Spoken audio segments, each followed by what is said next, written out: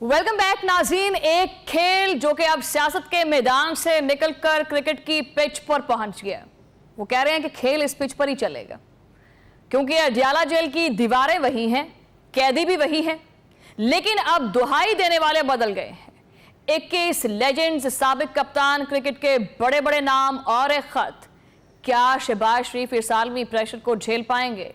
बानी की सेहत पर अब पूरी दुनिया की नजरें जम चुकी हैं। रिलीफ का हुक्म तो सुप्रीम कोर्ट ने दिया था, लेकिन रुकावट कहां पर आई है?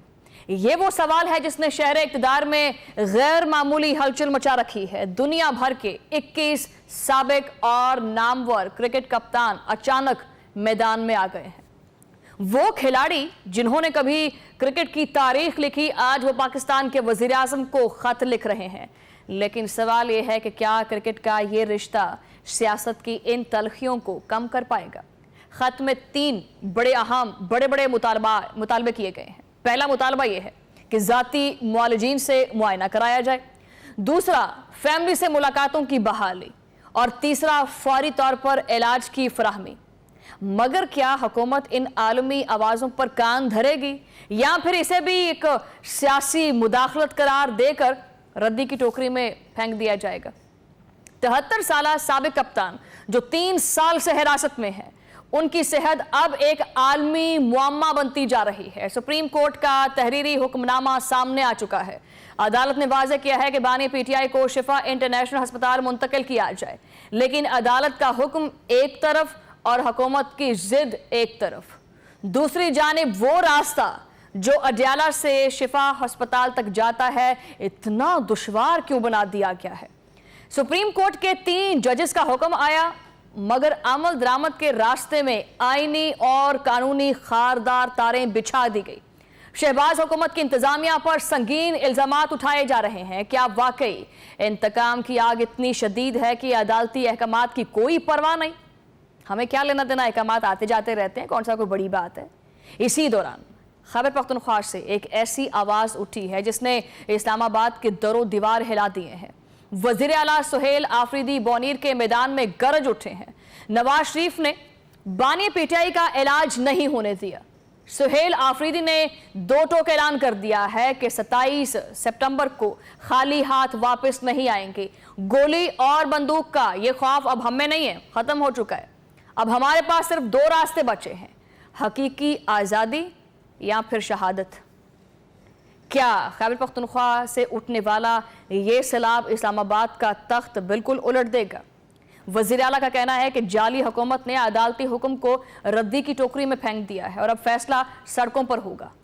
लेकिन पीटीआई की अपनी सफ़ों में भी एक अजीब सी खिचड़ी पक रही है।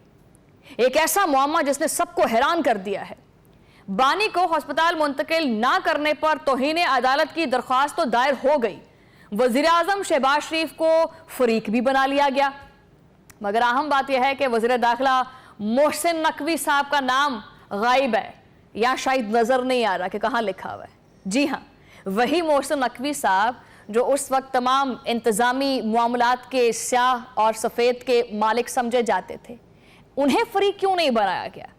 क्या ये कोई नादानिस्ता गलती है, या फिर अंदर खाने कोई और खिचड़ी पक रही है, या कोई दाल पक रही है और उस दाल में फिर भी कुछ काला है? पीटीआई के अंदर से भी बहुत से सवालात उठ रहे हैं और बाहर से भी तंज हो रहा है। क्या ये कानूनी टीम की नाकामी है या किसी बड़े समझौते की पहली कड़ी? गेंद अब भी एक बार फिर हुकूमत के कोर्ट में है। एक तरफ 21 आलमी कप्तानों का दबाव है और दूसरी तरफ सुप्रीम कोर्ट का हुक्म, और तीसरी तरफ वज़ीर आला खैबर पख्तूनख्वा की डेडलाइन। क्या बानी पीटीआई को शिफा अस्पताल लाया जाएगा, या फिर अडयाला की दीवारें मजीद बुलंद कर दी जाएंगी? खेल अपने इख्तिताम को पहुंचने वाला है और तमाशाई जो है वो सांस रोक कर बैठा है कि पता नहीं अगले लम्हे क्या होगा। अगले लम्हे क्या होगा ये हम आपको ब्रेक के बाद बताएंगे। वेलकम बैक नाजरीन। सिर्फ चंद रोज, मेरी जान, फक्त चंद ही रोज, वो दीवारें जो कल तक महफूज लग रही थी, आज उनमें दरारें साफ साफ दिखाई दे रही हैं। सितंबर का महीना शुरू होने को है, लेकिन सियासी मौसम में जो हब्स है वो कम होने का नाम ही नहीं ले रही। इस्लामाबाद की फिजाओं में एक अजीब सी बेचैनी है, बेकरारी है। क्या सितंबर मौजूदा हुकूमत के लिए उल्टी गिनती साबित होने जा रहा है? 27 सितंबर ये कैलेंडर पे एक सुर्ख निशान बनकर उभर रही है तारीख। लेकिन कहानी यहां खत्म नहीं होती, बल्कि असल खेल तो यहीं से शुरू होता है।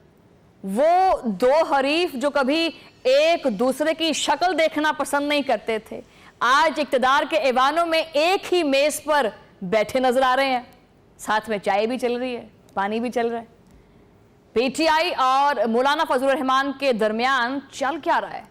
सियासत के इस शतरंज पर मोहरे कुछ इस तरह तरतीब दिए जा रहे हैं कि शहबाज हुकूमत के पास बचाव का रास्ता कम से कम और तंग से तंग होता जा रहा है। पाकिस्तान की सियासी तारीख में जब भी बड़े फैसले होते हैं वो अक्सर हैरान कुन होते हैं, लेकिन पीटीआई और जेयूआईएफ का ये मुश्तरका ऑपोजिशन इत्तेहाद किसी बहुत बड़े एटमी धमाके से कम नहीं। पार्लियामेंट के अंदर और बाहर दोनों जमातों ने हाथ मिला लिए। मौलाना साहब ने तो फैज साहब की जो नज़में वो भी पढ़ना शुरू कर दी हैं। वैसे ये वही मौलाना साहब हैं जो कभी पीडीएम के सरबराह थे। आज इसी पीडीएम की सबसे बड़ी ताकत यानी नून लीग के खिलाफ पीटीआई के साथ खड़े हो गए। क्या ये नजरियाती तब्दीली है या सिर्फ ज़रूरत की सियासत है कि मुझे इसमें से कुछ मवाद मिल जाए और मुझे मवाद के साथ साथ कुछ मुफाद भी मिल जाए?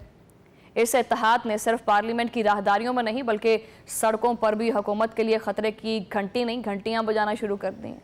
लेकिन ये सवाल भी अपनी जगह मौजूद रहेगा कि क्या ये इत्तेहाद बरकरार रह पाएगा या फिर कानून साजी के किसी ना तोड़ पर हुकूमत कोई ऐसी गुगली फेंकेगी कि ये इत्तेहाद बिखर जाएगा। ये तो वक्त ही बताएगा कि ये गुगली होगी या यॉर्कर होगा। लेकिन मेरे प्रोग्राम का वक्त खत्म हो गया। आपसे मुलाकात होगी अगले रनडाउन में। तब तक के लिए अल्लाह ने के पान।